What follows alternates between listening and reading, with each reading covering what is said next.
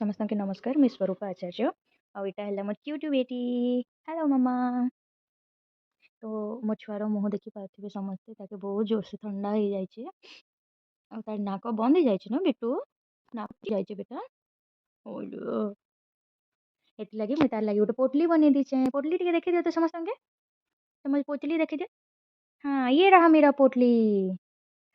ସେ ତାର ବେବି के भी ଦେଖଉଛି ଡଲ୍ के କଣ୍ଢେଇ के। ଆଉ ମାମା ଏଇଟା ମଝି ମଝି ଶୁଙ୍ଘୁଥିସି। ଏଥିରେ ମୁଇଁ ପୋଟଲି ବନେଇଛେ ଯେନ୍ ସେଥିରେ ଟିକେ ଜୁଆଣି ଦେଇଛେ, 3-4 କୋଳା ରସୁଣ ଦେଇଛେ, ଆଉ 2-3ଟା 3-4ଟା ଲବଙ୍ଗ ଦେଲେ ବି ହବା।